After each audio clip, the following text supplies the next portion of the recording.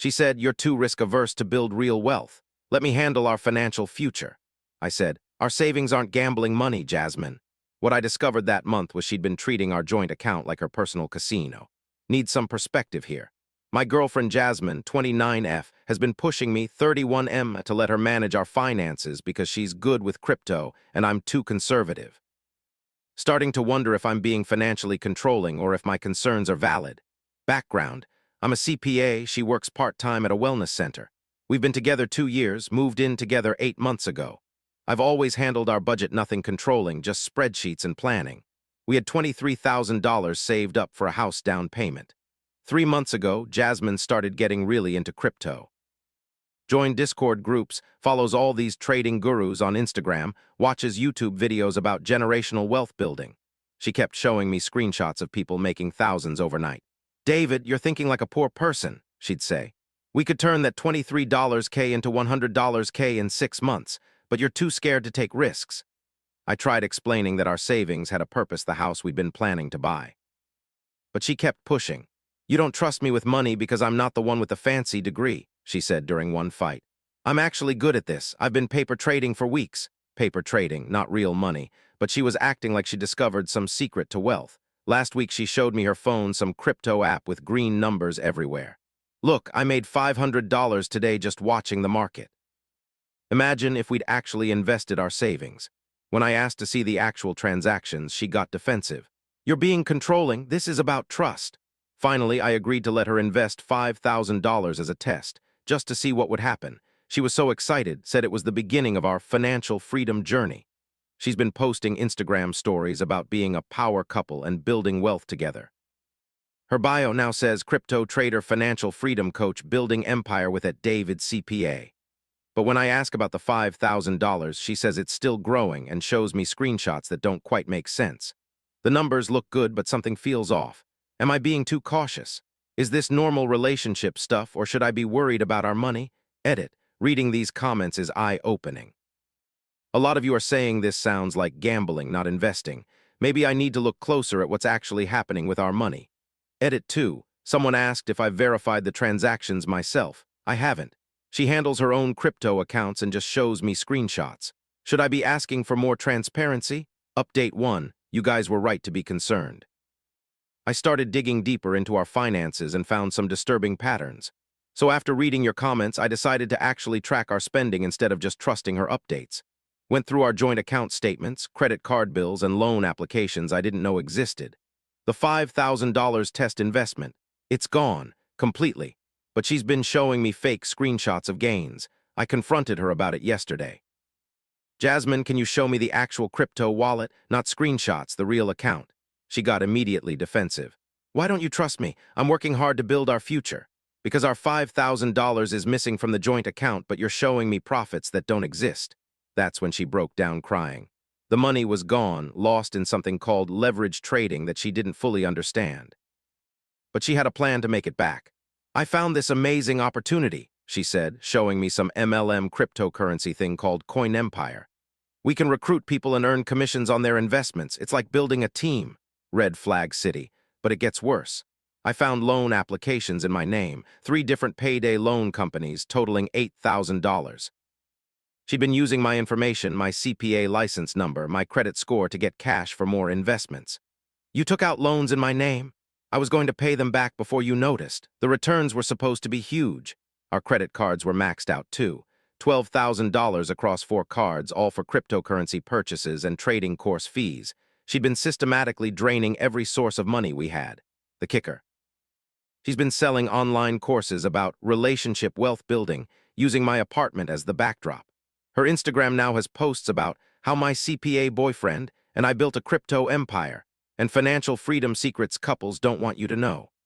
She's charging $200 for a course that's basically her gambling addiction disguised as investment advice. And she's using my credentials to make it look legitimate. I'm documenting everything now. Bank statements, loan documents, screenshots of her fake trading posts. This isn't just relationship drama, this is fraud. The question is, how do I protect myself legally while getting our money back? And should I warn the people buying her courses that it's all based on losses, not gains? Edit. Several people are asking about the total damage. So far, I've found $25,000 in losses and unauthorized loans. Still going through everything. Update 2. This is insane, Reddit. I confronted her about the loans and discovered she's been running a full-scale financial fraud operation using our relationship as cover. Yesterday, I came home early to find her filming a wealth-building video in our living room. She was wearing one of my dress shirts, sitting at my desk with my CPA certificate visible in the background, talking to her phone about insider crypto strategies. Today I'm going to share the exact system my CPA boyfriend and I used to turn $20,000 into $100,000 in just 3 months, she was saying. $100,000. We've lost $25,000. There is no system. There are no gains. I waited until she finished filming, then sat down with printed bank statements and loan documents. Jasmine, we need to talk about these payday loans. Her face went pale. I can explain. You used my social security number to borrow $8,000 from 3 different companies. That's identity theft. I was going to pay it back. The Coin Empire opportunity is about to explode. I showed her the credit card statements. You spent $12,000 on trading courses and cryptocurrency that's now worthless. Our savings are gone. Our credit is ruined. She started crying, but not apologetic crying, angry crying. You don't understand business risks. This is how wealth is built. You're too scared to think big. Jasmine, you've lost everything we had. There's no business here, just gambling. That's when she showed me her phone. Her Coin Empire team had grown to 23 people. Friends, co-workers, people from her yoga class. She'd been recruiting them into this pyramid scheme using my name and credentials. Look at my downline, she said proudly. Sarah invested $5,000. Mike put in $3,000. They trust us because you're a CPA. They trust us. I've never even met these people. I told them you verified the investment strategy, that you did the due diligence. I stared at her. She'd been impersonating me to defraud our friends. You told people I endorsed this pyramid scheme? It's not a pyramid scheme, it's network marketing. And yes, I said you analyzed the opportunity and confirmed it was legitimate. I grabbed my laptop and started documenting everything. Screenshots of her recruitment messages, the fake testimonials using my name, the course sales using my apartment and credentials. I'm calling the police, I said. For what? Trying to build wealth for our future? For identity theft, wire fraud, and securities fraud, you've been impersonating a licensed professional to sell unregistered investments. She packed a bag and left, but not before posting an Instagram story about toxic partners who don't support your dreams and escaping financial abuse. The comments were brutal. Her students were asking for refunds. Her Coin Empire recruits were demanding to know why their investments were losing money. This is about to get very legal very fast. Edit. For those asking, yes, I'm filing police reports for identity theft and fraud. Also contacting the SEC about the unregistered securities sales. Final update. Well, Reddit, justice has been served. Time for the final update on this financial nightmare. Remember how I said it was about to get legal? It did fast. After Jasmine left, I spent the weekend documenting everything. Bank records, loan applications, screenshots of her fake trading posts, recordings of her recruitment calls where she used my name. I created a forensic timeline showing exactly how she'd systematically defrauded me and our friends. Monday morning, I filed reports with the police, the SEC, and the FTC. Identity theft, wire fraud, securities fraud, and operating an unregistered investment scheme. The evidence was overwhelming, but Jasmine doubled down, posted a 23-part Instagram story about financial abuse and how I was weaponizing my CPA license to destroy her dreams. She claimed I was jealous of her success and trying to control her through legal intimidation. Her followers were initially supportive, until her students started comparing notes. See, those 23 people she'd recruited into Coin Empire, they'd all been told different stories about our success. Some heard we'd made $50,000. Others heard $100,000. A few were told we'd quit our jobs to trade full-time. When they realized she'd been lying about everything, that we'd actually lost money, that I'd never endorsed any investments, that she wasn't even a real trader, they got angry. Sarah, her yoga instructor friend, was the first to demand a refund. She'd invested $5,000 based on Jasmine's claims about my professional analysis. When she found out I'd never even seen the Coin Empire materials, she threatened to sue. Mike, her coworker, had put in $3,000 and recruited his brother for another $2,000.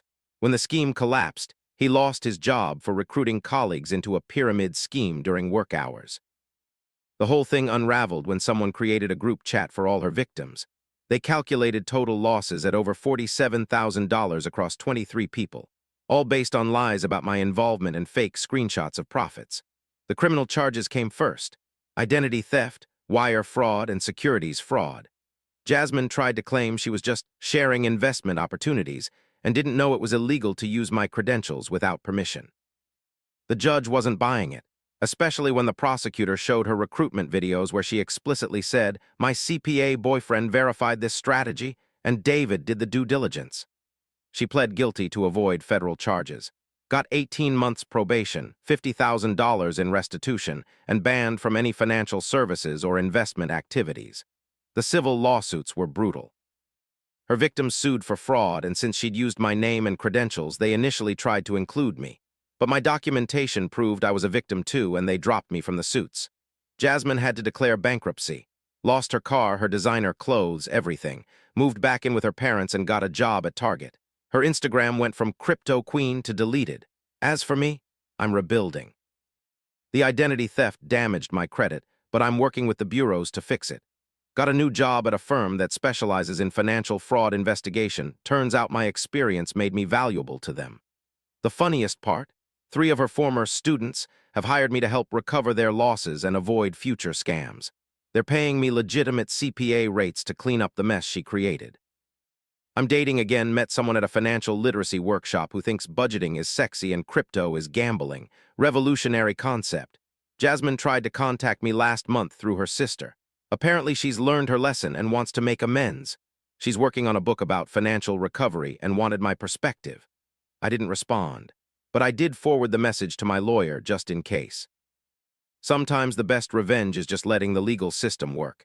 And keeping detailed records. Always keep detailed records. Edit. For those asking about the money, I recovered about $18,000 through insurance and restitution. The rest is gone, but I'm rebuilding. The house down payment dream is delayed, not dead. Edit 2. Someone asked if I feel bad about the criminal charges. Nope. She committed multiple felonies using my identity to defraud our friends. Actions have consequences.